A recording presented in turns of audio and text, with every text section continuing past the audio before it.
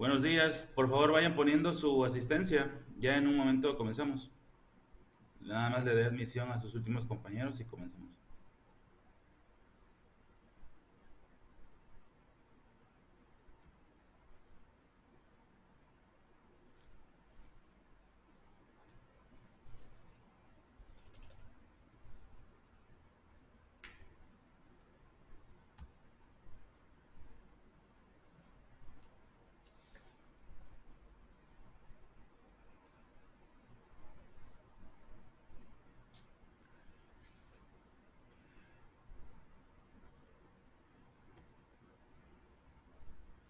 Bueno, recordarles que mientras ustedes ponen asistencia y arranca la clase, les ponemos esta plantilla de diapositivas para recordar cuáles son los lineamientos.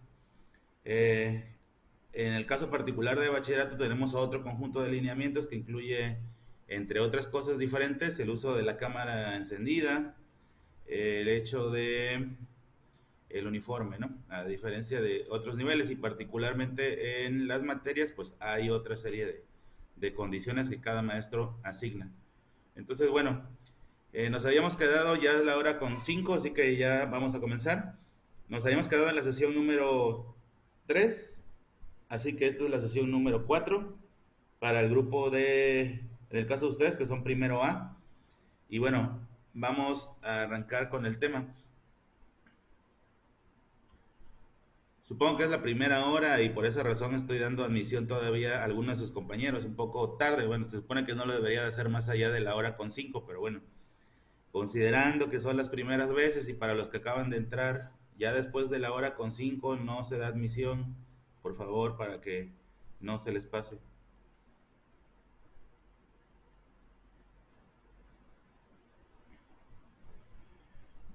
Bueno, vamos a comenzar con la sesión número 4. Nos habíamos quedado en la sesión 3, en esto de la alegoría de la caverna y la diferenciación entre ética y moral.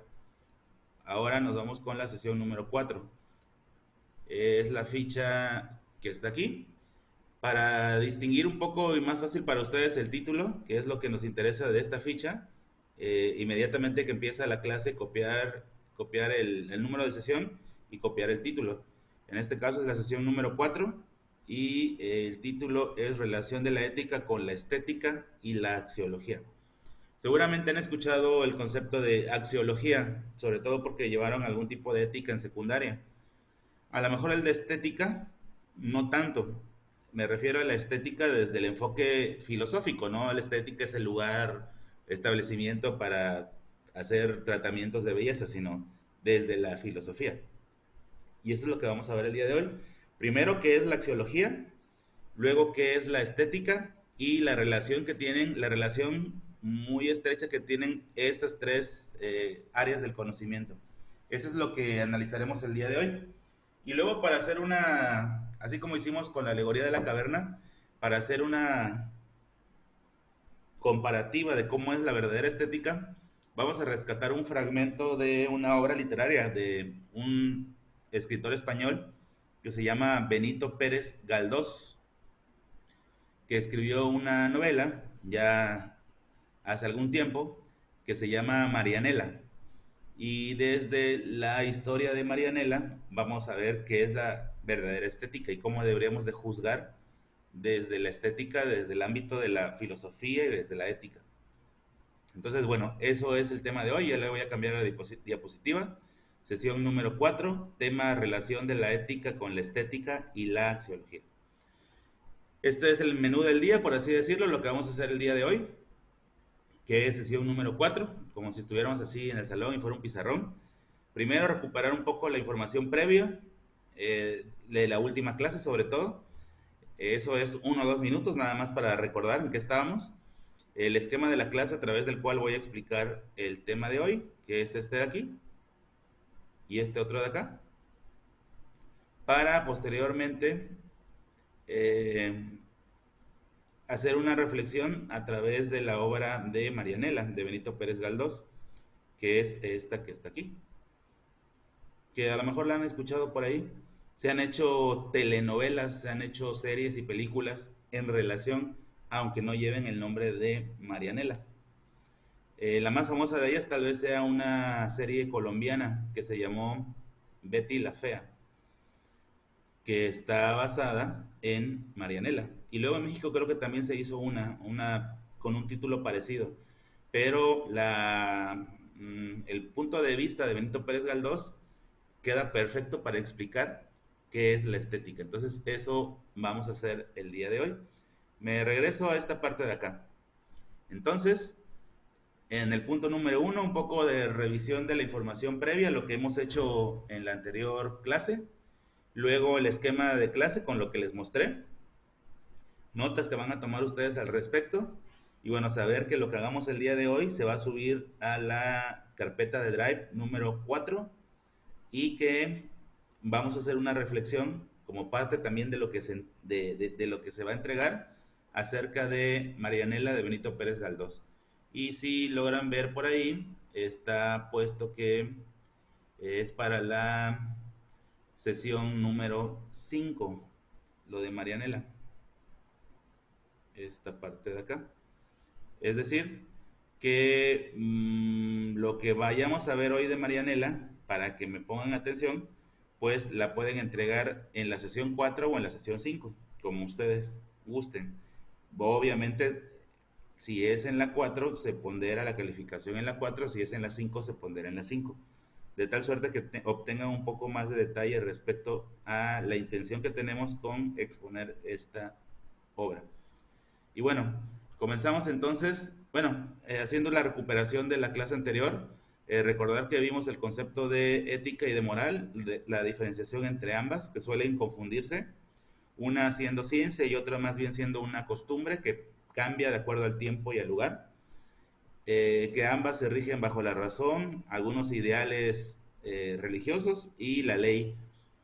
Y bueno, que la moral está muy asociada a las costumbres y que cada país, cada región tiene usos y costumbres moral diferente, como el ejemplo de lo que está aquí, el uso de este tipo de distorsiones del cuerpo en algunas culturas africanas, en el cuello, en el labio, algunas perforaciones. En el caso de las celebraciones que hacemos en nuestro contexto, como por ejemplo Día de Reyes, Navidad, y el caso del Día de Muertos, ¿no? Que es algo muy propio, muy típico de nuestro país y que está asociado con la moral, con las costumbres y la moral de un pueblo. También vimos la alegoría de la caverna, en donde el elemento central acá es la voluntad. La escribió Platón en su obra llamada La República, ojo para el examen. Él escribió una obra que se llamó La República y hablaba sobre gobierno, sobre política. Y dentro de la República está la alegoría de la caverna, que es esta que mostramos la clase pasada. Y bueno, ya en la clase de hoy, vámonos con estos tres conceptos. Hay una estrecha relación, por eso el esquemita así. La ética, además, como ya vimos, de apoyarse en la moral y apoyarse en la filosofía, van dos hasta ahorita en lo que va del curso, la asociación entre dos disciplinas con la ética, faltan estas dos. Estas dos también son sumamente importantes y hay una asociación muy estrecha. Cuando una disciplina se apoya de otras para tener un mejor resultado, se le puede llamar interdisciplinariedad o multidisciplinariedad. Es decir, la ética es multidisciplinaria, porque para poder desarrollar la ética me tengo que apoyar en conceptos de la moral, me tengo que apoyar en conceptos de la filosofía y también de estas dos que vamos a ver el día de hoy. Nada más entonces para que vayan conociendo el nombre del término, interdisciplinariedad o multidisciplinariedad, que significa que varias disciplinas, áreas del saber, confluyen para que la ética pueda desarrollarse de manera efectiva. Hablemos del primer concepto, el que tienen ustedes a la izquierda. Una imagen de una escultura griega. De todos es sabido que los griegos hacían espléndidas esculturas y casi siempre en todas ellas mostraban un cuerpo perfecto. Y es que tiene una simbología, incluso el desnudo de las esculturas griegas incluido, por ejemplo, la sexualidad, tienen una simbología, no es una mera imagen para ser un mero espectador, sino que requieren una implicación. El hecho de la belleza en las esculturas griegas estaba asociada con la perfección, pero no con la perfección física, sino con la perfección humana, que lo lograban gracias, entre otras cosas, a la ética, a la estética, a la axiología, pero también a la política, al arte, a la literatura, porque los griegos tenían un amplio acervo cultural y en cuanto al conocimiento. De ellos heredamos que para poder ser completos, y ahí les va una recomendación de vida, debemos de no nada más aprender conocimiento, sino que debemos de diversificarlo en arte y deporte. Cuando sean ustedes padres de familia, procuren en la medida de lo posible que sus hijos, además de ir a la escuela, que es el conocimiento, practiquen algún tipo de arte, cuando menos mientras están en el desarrollo infantil. Ya cuando lleguen a la adolescencia o en la vida adulta, tal vez dejen de hacer ese arte y también algún tipo de deporte, porque los griegos descubrieron que el ser humano tiene diferentes esferas y que yo para ser equilibrado necesito ese desarrollo. De ellos copiamos que, por ejemplo, en nuestro sistema de educación básico tengamos educación física. Recuerdan en primaria que así se llama, incluso así estaba en la boleta, educación física y educación artística. Y la otra es la educación formal, esas tres esferas. Bueno, pues los griegos así eran. Se refería a la estética, pues, a la perfección, pero no perfección física, sino a la perfección humana, que no precisamente se refiere al cuerpo, sino más bien al alma, porque acuérdense que ellos le llamaban alma a todo aquello que no es perceptible, a todo aquello que no es sensible, es decir, a la mente, a la cognición, a la motivación, a la forma de pensar, a la forma de actuar. Pero la estética tiene una connotación bien diferente hoy en día. De hecho, tenemos el descaro, y perdón por utilizar la palabra, y creo que todos algún momento hemos ido a una estética, ya sea porque uno como hombre ha ido o acompañando a su mujer, su esposa en mi caso, pero todo mundo hemos ido alguna vez a una estética. Y la estética es la antítesis de lo que debería de ser, porque la estética hoy en día es un lugar o es un local en donde se procura la belleza física, la belleza corporal, la belleza sensible, la que se puede apreciar, cuando en un origen el concepto era nada que ver, se refería a la belleza del alma, a la belleza del ser humano, a la verdadera apreciación de la belleza, que no es superficial. Vuelvo a repetir, creo que les comenté en este salón, hay una obra literaria que se llama El Principito, que luego tristemente nos las quieren poner a leer cuando vamos en primaria o preescolar y así. No tenemos la madurez para poderlo entender. El Principito es una de las obras más profundas que existen, que requiere interpretación. Luego los maestros incluso no entienden lo que quiere decir el autor, Antoine de Saint-Exupéry, y distorsionan la intención del Principito. El Principito, para que tengan una idea, fue diseñado en la Segunda Guerra Mundial. Fue diseñado cuando un piloto había perdido, un militar francés, había perdido todo en su vida. Había perdido a su familia, había perdido a su trabajo, había perdido todo. Su país estaba quebrado, estaba de rodillas, había sido bombardeado e invadido por los alemanes. Ni siquiera podía salir del refugio donde se encontraba en ruinas. No podía ni siquiera desplazarse a otro país para buscar ayuda. Estaban prácticamente deshechos. Y el autor del Principito, Antoine de Saint-Exupéry, le dedicó este cuento a su amigo que estaba en Francia. Él, su avión había caído a la mar y había sido rescatado por un barco norteamericano y llevado a Estados Unidos. Y desde Estados Unidos es que le dedica la obra literaria a su amigo que estaba en Francia. Y bueno, dentro de la temática y de todo lo que se maneja en la obra, hace una mención muy importante con respecto a lo que verdaderamente importa en la vida.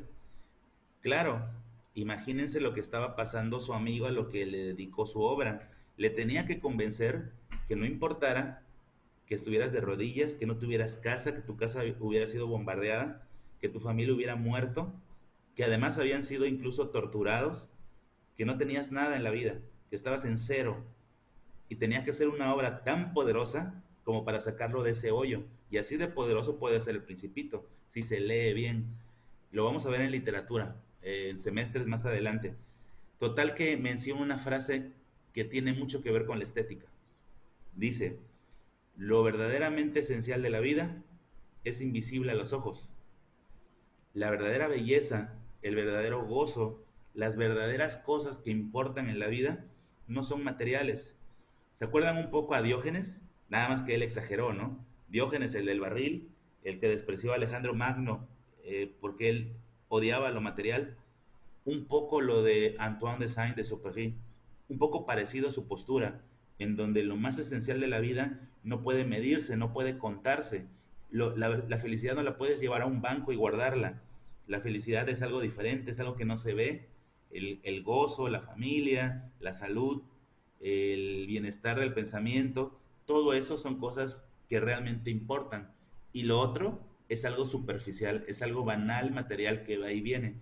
Hay otra historia de un filósofo cuando los persas invadieron su país en Asia Menor y lo fueron a alertar y le dijeron, maestro, tenemos unos cuantos minutos antes de que lleguen los persas. Toma todas tus pertenencias, todos tus tesoros y vámonos de aquí porque nos van a matar o nos van a hacer prisioneros. Y él tranquilamente se levanta, abre la puerta de su casa y dice, ya estoy listo. Y le preguntan, pero maestro, ¿y todos tus tesoros y todo lo que tienes? Y él les contestó, todo lo que tengo y lo más preciado que tengo ya lo llevo aquí. Y se fue sin una sola prenda, se fue sin nada de lo que tenía él como riquezas.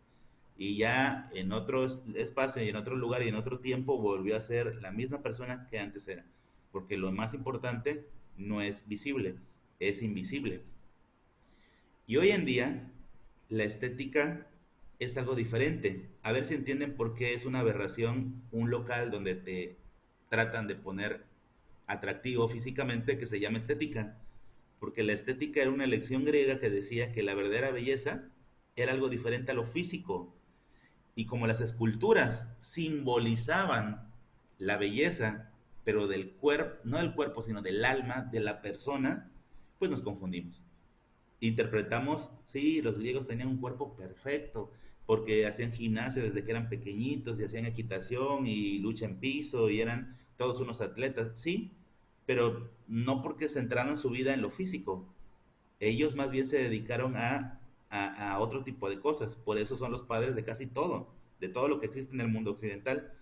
En resumen, la estética nos permite encontrar o conocer cuál es la verdadera belleza de las cosas y de las personas, también de las cosas, por su utilidad y también encontrar la verdadera belleza de las personas, esa belleza que no es física, la belleza como seres humanos, que tiene que ver con la convivencia social, el amor, la felicidad, la comprensión, lo que generalmente llamamos valores. Y por esa razón, en el extremo contrario, en color verde, está la axiología. Porque si no han escuchado el término de axiología, que yo supongo que sí, no es otra cosa más que la ciencia de los valores. La ciencia que determina los valores y que además los pone en una categoría, en una polaridad. No sé cómo los vieron en secundaria, pero los valores, si yo digo eh, irresponsabilidad, irresponsabilidad. Son antítesis, son contrarios, ¿no? Pero es la misma acción, no son cosas diferentes. Es la misma acción con una polaridad positiva y una polaridad negativa. Y es ahí donde entra todo esto. La ética, la moral, la axiología, la estética, la filosofía, para saber hacia qué polaridad nos vamos. Es la misma acción. Es cumplir o no cumplir con las cosas. Y si lo haces bien, es polaridad positiva y se convierte en un valor. Pero si lo haces mal, te vas a la polaridad contraria y se convierte en un antivalor. Pero sigue siendo la misma cuestión. Responsabilidad y irresponsabilidad es la misma acción con polaridades diferentes. Así que no hay que ver los valores y antivalores como cosas contrarias, como cosas aisladas. Hay un vínculo, hay algo que no permite que se separen. Y ahí anda uno en medio toda la vida tratando de tomar decisiones hacia lo hago o no lo hago. Hay veces que las consecuencias y repercusiones no son graves. Por ejemplo, tengo que hacer mi tarea, no la hice.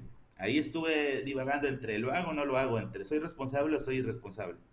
Soy honesto, soy deshonesto, porque ahí me pude haber formulado la idea de no lo hago y se lo pido a mi amiga Frida, que yo creo que ya lo hizo, y entonces ahí estoy tomando una decisión sobre honestidad o deshonestidad. Sigue siendo una misma acción con polaridades diferentes. Eso es lo que estudia la axiología. Estudia los valores, su polaridad positiva, generalmente le llamamos valores, y su polaridad negativa, generalmente le llamamos antivalores. Y lo más importante, ¿por qué decidimos una u otra? Porque en este salón, que son 30 personitas, y si yo los pusiera en una situación en donde tienen que tomar una decisión, les aseguro que no todos ni pensarían igual ni actuarían igual, porque todos tenemos formas de actuar y personalidades diferentes. ¿Qué es lo que nos hace actuar hacia el bien o hacia el mal? Dice la axiología. ¿Se acuerdan que en la clase pasada dije que tiene que ver la carga genética? Sí, y ahí no podemos hacer nada. Yo puedo ser flemático, irascible, como carga genética heredada por mis padres o mis abuelos. La genealogía, la herencia genética. Yo puedo ser la persona más tierna y dulce del mundo y a lo mejor tiene que ver con que mi mamá, mi papá o alguien es así. Carga genética. La otra tiene que ver con el entorno que nos ha tocado vivir. Y el tercero son situaciones traumáticas que nos ha tocado vivir. Y eso es, en conjunto, los que nos permite tomar decisiones hacia un lado o hacia el otro. Y en ese lo que me ha tocado vivir está la educación. Y esta materia que es ética, pues a lo mejor me permita tomar mejores decisiones porque estoy conociendo a profundidad algunos conceptos que tal vez había visto yo por encima. Entonces la axiología es la ciencia que se encarga de analizar y estudiar los valores, su polaridad positiva, llamada valores, y su polaridad negativa, llamada antivalores, y sobre todo, por qué tomamos una decisión hacia los valores o antivalores, qué son las motivaciones que nos hacen movernos hacia un lado o hacia el otro. Y esas decisiones las tomamos en todo momento, nada más que no nos percatamos. Perdón, me van a ir conociendo. No soy una persona, creo yo, bastante empática, pero lo voy a tomar como un ejemplo sin que se sientan ofendidos algunos de sus compañeros que hoy llegaron tarde. Cuando se levantaron hoy temprano para las 7 de la mañana, a la primera hora, a algunos se les hizo tarde y llegaron después de las 7:05, pero antes tomaron una decisión. Me levanto más temprano, me levanto más tarde. Me puse mi alarma a las 6, no, mejor 6:30, sí me da tiempo. Esa decisión es la que los hizo llegar tarde. Todo lo que nos sucede previamente hubo una decisión que tomamos, ya sea correcta o incorrecta. En este caso esa decisión no trae graves repercusiones, pero por ejemplo puede haber otras que sí trae graves repercusiones. Los adolescentes, regularmente en esa edad tan turbulenta, muchos empiezan a querer experimentar la sexualidad y hay que tomar una decisión. ¿Es correcto? No, no es correcto, es incorrecto. ¿Tomo la decisión o no la tomo? ¿Lo hago o no lo hago? Y ahí sí hay una repercusión gravísima, como puede ser un embarazo no deseado, que se trunque tu proyecto de vida. Tenías pensado estudiar medicina y ser médico cirujano, pero en la adolescencia te embarazaste, entonces todo ese trayecto de vida se rompe. También nació de una decisión, nada más que no nos ponemos a pensar, pero cada instante tomamos decisiones. Es más, en este instante de lo que estoy hablando, hay varios que dijeron, ay, eso sí lo voy a apuntar porque qué tal si viene el examen. Y hay quien dijo, ¿será que viene el examen? No, mejor me lo voy a aprender, me lo voy a memorizar. Es una decisión. Y así estamos todo el tiempo, tomando decisiones.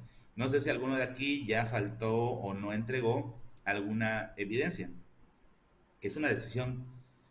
Las faltas más recurrentes tanto en las clases presenciales y también en este modelo de distanciamiento social en clases en línea, ¿cuál creen que es la hora donde más alumnos faltan? La primera, la primera hora. Si estuviéramos en clases presenciales en Lizardi y llegan después del toque y ya está la puerta cerrada, ya se perdieron la primera hora. Pueden entrar al colegio, pero ya no pueden entrar a la clase. Ya tuvieron una falta y la pérdida de una evidencia por una decisión de tiempo. Yo sé que puede haber inconvenientes, ¿no? Que pudo haber sido el tráfico, que pudo haber sido lo que sea, pero ¿qué creen? Que hasta el tráfico se puede prevenir, porque si yo tomo una decisión de ir con tiempo y llegar antes, por más que el tráfico me atrase 5 minutos, 7 minutos, de todos modos me debe de dar tiempo. Tiene que ver con decisiones que tomamos en todo momento. Entonces, bueno, ya saben que la ética entonces, para la toma de decisiones, para decidir lo que es correcto o incorrecto, se apoya, además de la moral y la filosofía, en la estética y en la axiología. ¿Qué más? Bueno, las notas tenían que ver con estos dos conceptos. Hablando de axiología, no sé si logran ver la imagen, pero la voy a ampliar para que puedan ver. Normalmente en la axiología hay un conjunto de valores, algunos más trascendentes que otros, pero bueno, estos son los principales valores que generalmente conocemos. A lo mejor copiar en axiología algunos tipos de ejemplos de valores, como pueden ser estos. Creo que los más representativos y de acuerdo a su edad podrían ser estos conceptos, ¿no? Responsabilidad, equidad, igualdad, colaboración, ¿sí? Inclusión, por el que tanto hemos estado luchando en las últimas décadas en países como el nuestro, como en Estados Unidos, hacia la discriminación de tipo racial o algún otro tipo de discriminación, que son valores que deberíamos de tener. El hecho de no tener educación, de ser irresponsable, de no ser inclusivo, nos hace parecer como cavernícolas, nos hace tener un retroceso en el desarrollo social que ya deberíamos de tener y que hay otros contextos en donde ya los tienen. Estados Unidos, que casi siempre queremos ponerlo como referente de todo que creen, para nada es un referente. En todos los sentidos, ¿eh? Es un país donde no hay inclusión, es un país donde políticamente está tal vez igual que el nuestro, peor, es un país donde hay enormes desigualdades, es el país donde más indigentes duermen en la calle, en el mundo.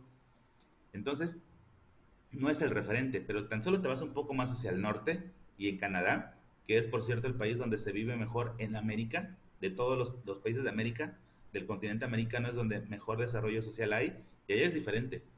Y si te vas a Europa, a otros contextos, sobre todo en la Europa del norte, es diferente. No vas a encontrar actos de barbarie como en otros países. ¿Qué hace que ellos sean diferentes? Es un todo. Son las condiciones, es la seguridad, es la economía, el hecho de inseguridad y crisis económica, desempleo, pobreza, genera estrés, genera que el comportamiento y las conductas con los demás no funcione igual. Digo, un ejemplo de la vida adulta, cuando tenemos problemas económicos, cuando tenemos problemas con los pagos, con crisis económica, ya no eres lo mismo. Tu conducta y comportamiento con los demás cambia porque estás estresado. Bueno, eso llévenlo a nivel países. En la medida en que los países son estables, económicamente estables, seguros, políticamente estables, la consecuencia se nota en la sociedad. Una sociedad más equitativa, más justa, más responsable, más todo. Porque hay las condiciones para. Y nosotros, tristemente, nos tocó un contexto un poco hostil, pero no es el peor de todos. Tú te vas un poco más hacia el sur, aquí en el continente americano, y pregúntame cómo viven en El Salvador, pregúntame cómo viven en Nicaragua, en esos países donde cobran derecho por caminar en las calles, estas bandas de, ¿cómo les llaman? Maras, que tienen controlado prácticamente a la sociedad, allá todavía están peor. Entonces, pues el entorno y el medio ambiente también forja lo que somos, es parte de lo que, la experiencia que nos toca vivir. Me voy a ir al ejemplo de estética para brevemente explicarles el de axiología y el de... ¿Cuál es el otro que vimos? El de estética y el de axiología. Ya espero que hayan tomado notas en esta parte, aunque yo las había puesto acá. No importa en dónde las tengan. Espero que hayan sido las suficientes. Solo les pedí unos ejemplos de valores dentro de la axiología. Benito Pérez Galdós, escritor de novela. La obra más importante de él se llama Marianela y Marianela es la forma perfecta de explicar qué es la estética. Marianela es una joven huérfana, abandonada, Ha crecido sin saber quién es realmente su familia, no conoce a quiénes fueron sus padres, vive bajo el amparo, bajo el cobijo y la ayuda de una familia vecina del pueblo, que es la familia Centeno. Esta familia Centeno es la que ha dado asilo a Marianela. Y bueno, Marianela se ha convertido en el lazarillo o en el guía de un joven adinerado, que su papá prácticamente es el dueño del pueblo, es el dueño de una mina que se encuentra en las cercanías del pueblo, y casi todos los que viven en el pueblo trabajan para esa mina. Se llama Pablo. Este Pablo es un joven, podríamos decir físicamente hermoso, pero tiene un defecto, que es ciego, ciego de nacimiento. Y Marianela es una hermosa persona, pero la gente la juzga por su fealdad, por su apariencia física. Recibe burlas, mofas de la gente por su apariencia. Y resulta que Pablo, al ser ciego, no se percata de esa fealdad. Él simplemente está muy contento con la persona que es amable, que es dulce, que es comprensiva, y termina enamorándose de ella. Y ella obviamente termina enamorándose de Pablo, ¿no? Sin embargo, cuando pasa el tiempo, uno de los trabajadores de la mina, que en este caso es Carlos Golfin, que trabaja para el papá de Pablo, que es el dueño de la mina, que se llama Francisco Penáguilas. Vean los personajes que están aquí. Francisco Penáguilas es el padre de Pablo, entonces es Pablo Penáguilas. Este Carlos Golfin, que trabaja para Francisco Penáguilas, le cuenta que tiene un hermano que trabaja en Madrid, que es médico, que es oftalmólogo, que es cirujano y que tal vez le pueda regresar la vista a Pablo.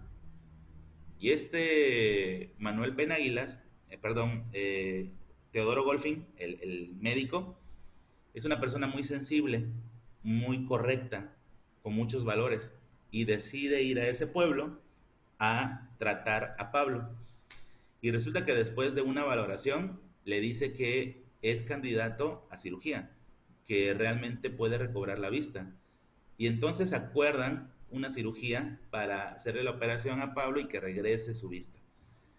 Pero en ese contexto, en ese momento, mientras hacen esos planes, resulta que llega a la casa eh, Florentina.